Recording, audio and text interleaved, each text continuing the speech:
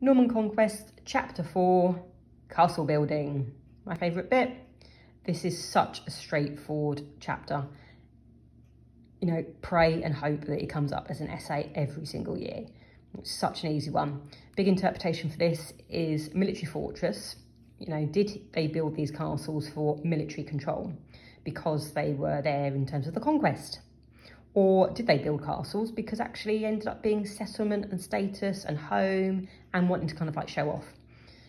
We always start with this great interpretation. So much in this picture. So let's start with kind of like colour first of all. So we've got the dark clouds by the castle. Well, you know what that means, doom and gloom.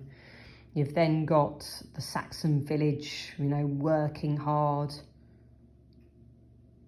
being overlooked by their Norman lords. Yeah, it's a great little image. Lots of information there that you can have a little read of.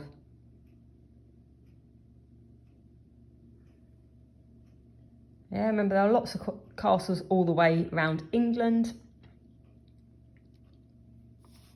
So Stansted Mount Fitchett, you might see on signposts sometimes. That's an old Motte Bailey castle. Clearly there's not much there any longer because it was on Motte Bailey Castle. Remember, there's not much of that clearly going to be left now. So our castles, we have to go back to kind of like go forward, if you get what I mean. So we contrast it with the burgheats that the Saxons had.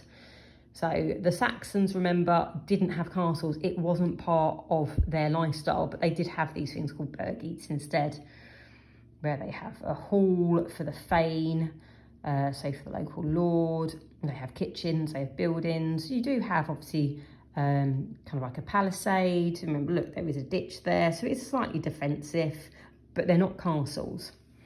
Remember, our first castles will come over with the Normans. Yeah, think back to chapter 1. Castle building is part of who the Normans are, castle and cavalry.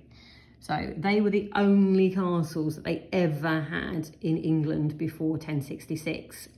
And they were built during Edward the Confessor's time period because he actually was influenced, as we know, by the Normans.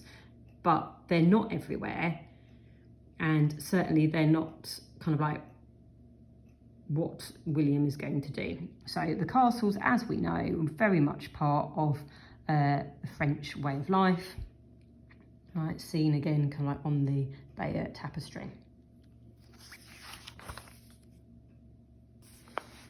So, you know, military fortress. If you have an invasion force, then therefore you need to be able to control and to have somewhere for your army. So there you go.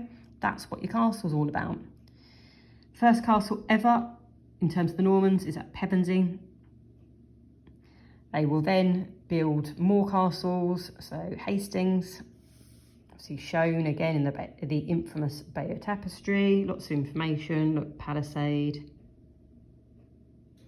The motte, you know, the fact that they use kind of like these different colours to try and show kind of like the layers, the height of the motte. And then once Hastings happens, he then will proceed to build more and more and more castles. Remember, he is very uncertain about kind of like the reaction of the English people. Therefore, you build a castle to kind of control.